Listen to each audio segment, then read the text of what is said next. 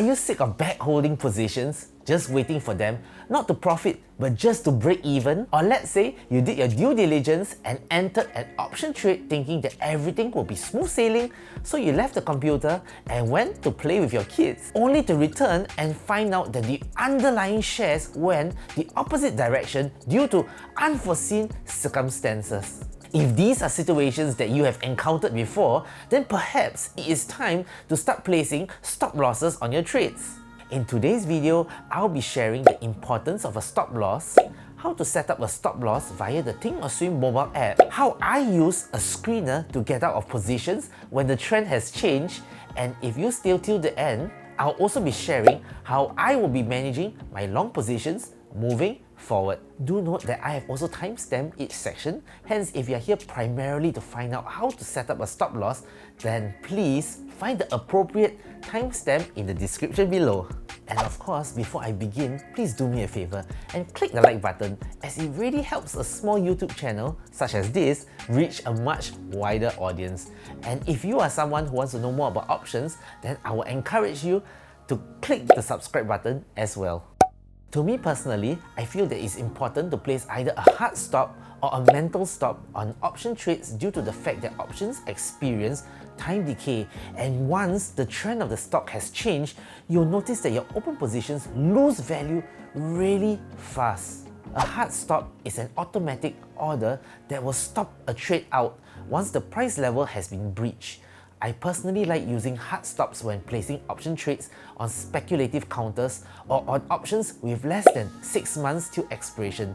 This is so as to allow me to preserve some capital in the event a particular trade goes wrong. The advantage of placing a hard stop is so as to take the emotions out of the trading game.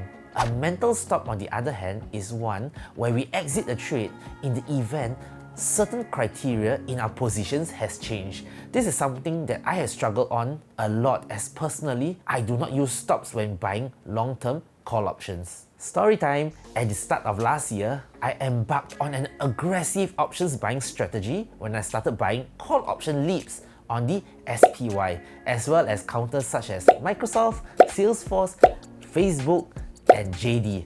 Initially, as the market was on a strong uptrend, I was making 50 to 100% gains on my positions, and as a result, my confidence level was sky high. However, towards the end of the year, I had positions like Facebook, JD, and some SPY leaps experienced sharp declines due to a change in market sentiments. In fact, I monitor my trades on a daily basis, and during that time, my technical screener market club was showing me lots of exit signals. However, being stubborn, I refused to exit my open positions at a loss. Therefore, long story short, I am now the proud owner of leaps on JD, Facebook, which are down close to 60 to 80% respectively, and 2 SPY calls that are down 20%. Had I exited when the signals were flash, then I would not be in this predicament. But hey, that's options investing for you. You either win or you learn from it, right?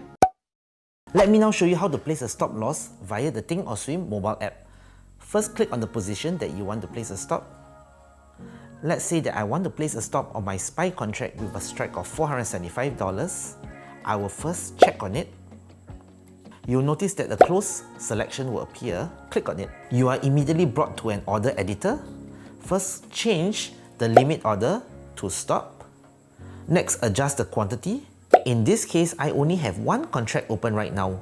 However, let's say I wish to be stop out from 2 contracts. I will click the negative button and change it to a -2. Next, we have the stop type. You'll notice that we have 3 options. The first option is STD, which means standard. The second will be AS, and the third will be MARK. Standard just means that this stop will be triggered when the price is below the last traded price.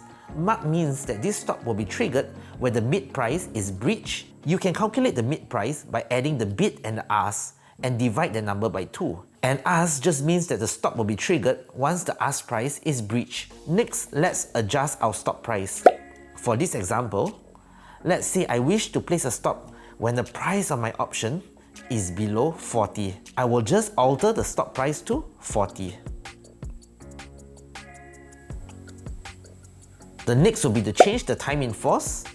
which is TIF for short, and change it to either a day order or a GTC, which just means good to cancel order. If you want this stop to last throughout the trade, then click good to cancel. Once all this is done, click review and send it out. Now let us create a stop order on a position that has yet to be opened. Let me use SPY for this example. Head down to overview and search for SPY. Now let me assume I want to buy a contract expiring on the 17th of June. Open the chain up. For this example, I'm looking at the 447 strike. Click the ask, click next. Change the quantity to the amount that you wish to buy. Let me assume that I want to buy one call at $9. I will just change the quantity to 1 and my limit to $9. The next step will be to create an advance order.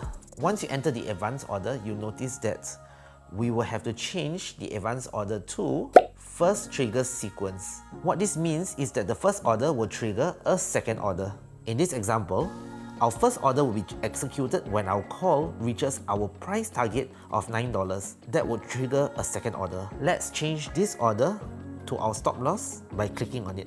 You'll be brought to the advanced order page. Change the order type from limit to stop. Let's say that I want to be stop out when my call drops below $7. I'll change the price to 7. Choose the appropriate time in force. In my case, I want it to be good to cancel. Once everything is done, click group and review your order. You can see that there will be 2 orders to be reviewed. The first order will be to buy one SPY call at $9, and once that is done, a stop loss will automatically be enforced to sell it should it drop below $7. If you are okay with that, click send. Now, let me show you how I use my technical screener, Market Club, to ensure that I get out of losing trades early. As a subscriber of Market Club, I'm given access to its proprietary trade triangle system. Basically, there are 3 triangles that we can use to incorporate into our trading strategy. These are known as the monthly, the weekly, and the daily trade triangles. Of the 3, I commonly use the monthly and the weekly to time both my entry and moving forward my exit. Basically, I will use the monthly triangle to determine the overall long-term trend of either a stock or an ETF. Hence, if the monthly is green, then I would only enter bullish trades. However, I will exit immediately or tighten my stops upon seeing a red weekly triangle. Market Club also allows me to create a portfolio where I get to easily monitor my positions so as to know when to immediately exit upon a change in trend. For those of you who are keen to try Market Club, please check the description below as I have placed my affiliate link which allows viewers to this channel 30 days of access for just $1. This is how I will be handling my long calls for this year.